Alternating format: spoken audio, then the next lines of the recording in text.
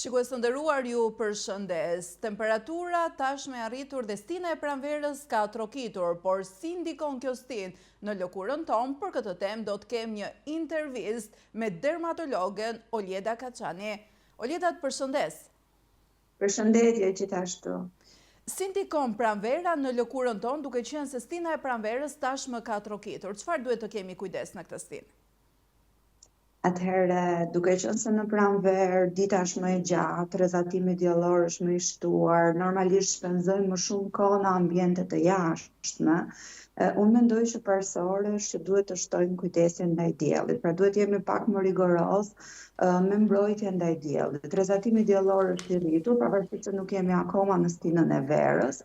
Dhe rrjedhimisht mund të kemi djegje në diell, përkeqësim të njollave të diellit, ose ato që ne i quajmë lentigo solare, apo përkeqësim të melazmës, që po ashtu është njoll në lëkurë.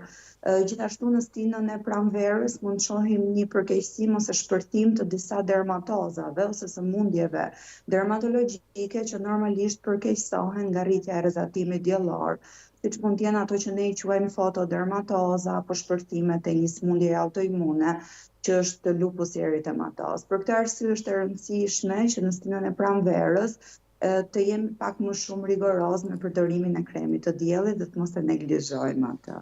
A mund të shkaktojë alergji stina e pranverës në lëkurë dhe si mund ta dallojmë nga irritimet e tjera?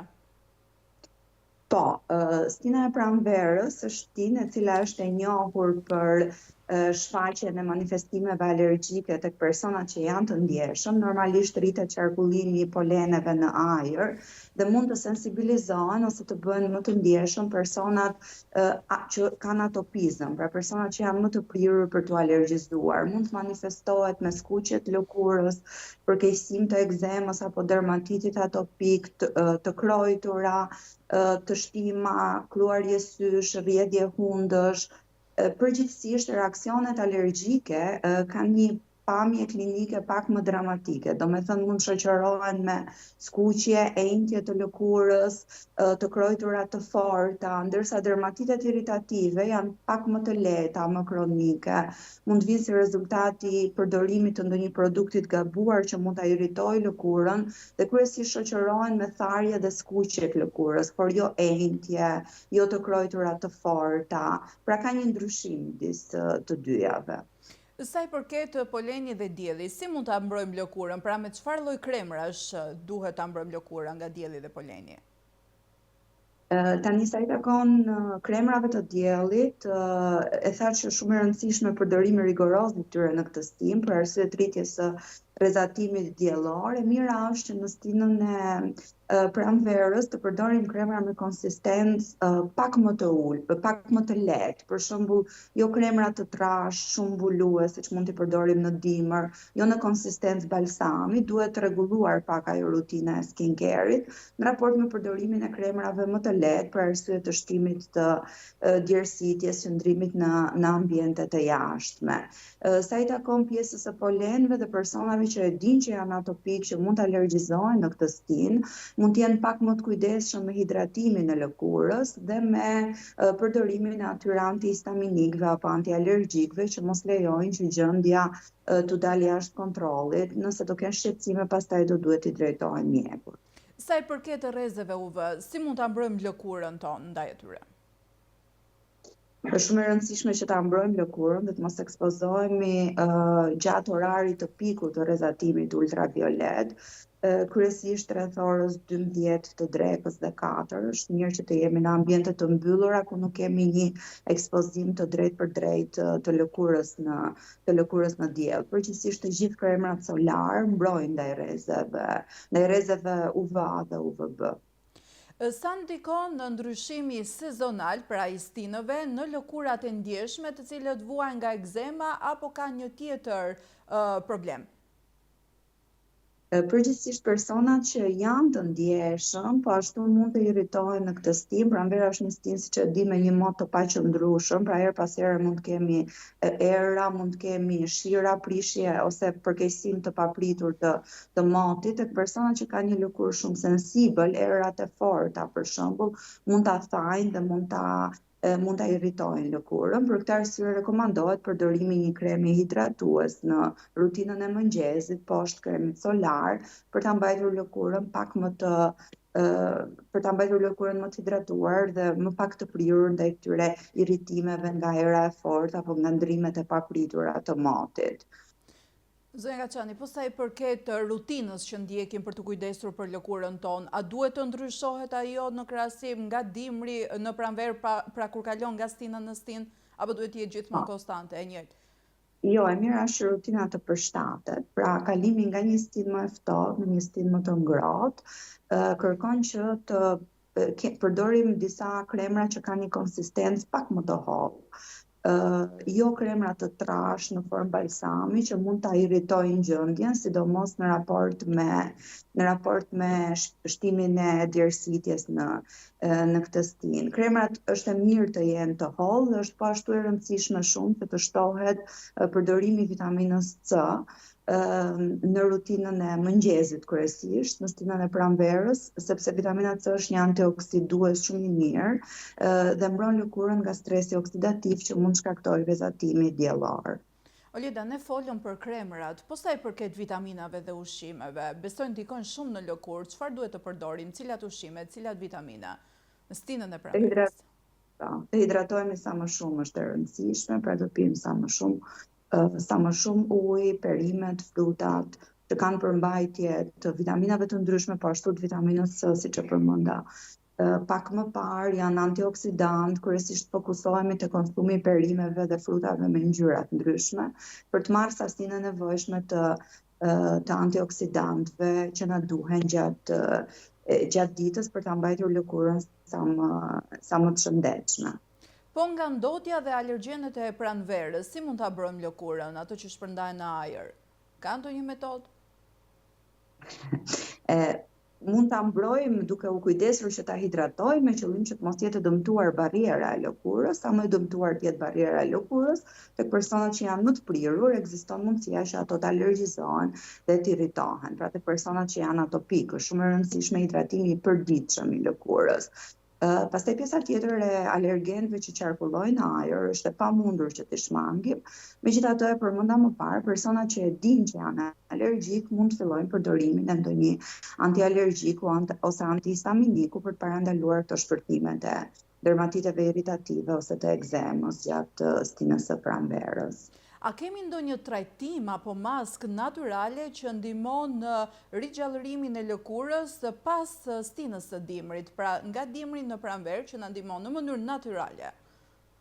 Në mënyrë natyrale mund përdoret për shembull aloe vera. Aloe vera është antiinflamator shumë i mirë, është hidratues shumë i mirë, por jo tek lëkura që janë të dëmtuara. Pra mund përdoret thjesht si një hidratues natyral i lëkurës, e cila e përmirëson nivelin e ujit në lëkurë.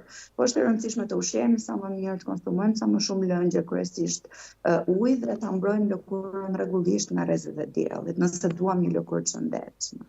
Po ndryshimet e lëkurës, pra për shembull kur është shumë e yndyrshme apo e thatë, janë të natyrshme në sezonin e pranverës, apo duhet që menjëherë të shkojmë në dermatolog dhe të marrim të tjera masa pra të shohim se çfarë rrezikohet nga lëkura e thatë apo lëkura të jetë e yndyrshme?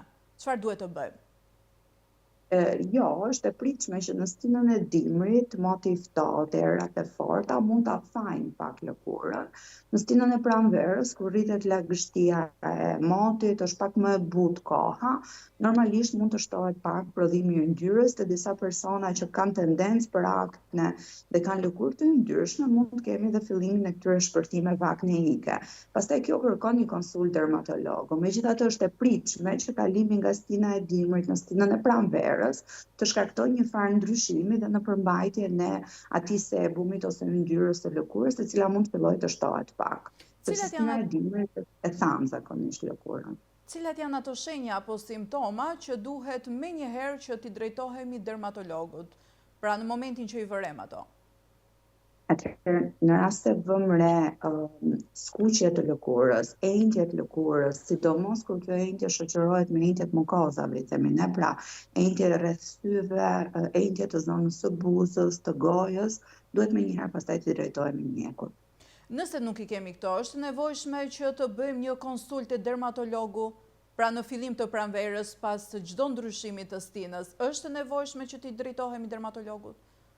Në fillim të pranverës ose pas ndryshimit të çdo stine, çdo person mund t'i drejtohet mjeku dermatolog për të përshtatur rutinën e skincare-it ose të përkujdesit për lëkurën. Këshillat profesionale janë shumë të rëndësishme sepse varet nga rasti në rast, pra pacientët nuk janë njësoj dhe normalisht përshtatja e rutinës është e ndryshme dhe personalizuar për secilin, në varësi të problematikës që kam. Po dhe një person i cili nuk ka asnjë problematik, ka një lëkurë normale, mira është ta bëjë një konsult dermatologut për ta përshtatur rutinën. E përmend edhe pak më parë është e rëndësishme që të kemi pak kujdes me konsistencën e kremrave, jo kremra shumë të trashë, mira është të vinë në formë emulsioni, kremra të hollë në këtë stinë dhe e rëndësishme është të shtojmë antioksidantët si vitamina C. Për këtë arsye do ishte mirë që të kryej një konsult me një mjek dermatolog. Me rritjen e temperaturave shtohet edhe djersitja trupore. Si mund ta parandalojmë këtë? E mira është që të shpjegova atmosferën në pikun e diellit, pra në orën 12:04, atëherë kur rezultimi diellor është më i madh, të veshim veshje të lirshme, veshje të pambukta ose lino, pra materiale që janë të buta dhe miqësore me lëkurën në këtë stinë, që nuk mund ta irritojnë atë, të shtojmë sasinë e ujit që konsumojmë nga goja, ta lëmë lëkurën të ajrosat dhe do jemi më mirë në raport dhe me pjesën e djersitjes.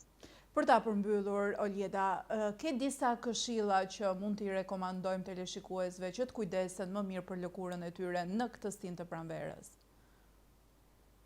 Këshillat janë të përgjithshme, pini më shumë ujë, mundoni të përshtatni rutinën e skincare-it, mbroni nga dielli është shumë e rëndësishme.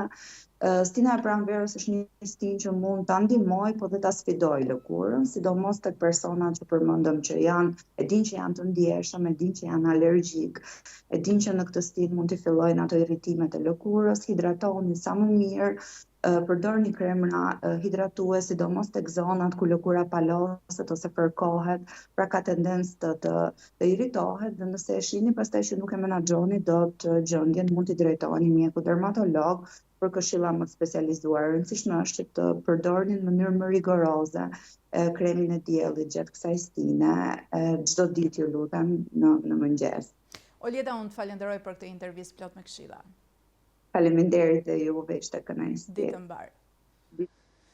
Shikues të nderuar, ishim deri në këto momente me dermatologen Oljeda Kaçani, e cila na dha disa këshilla se si të kujdesemi për lëkurën tonë në stinën e pranverës.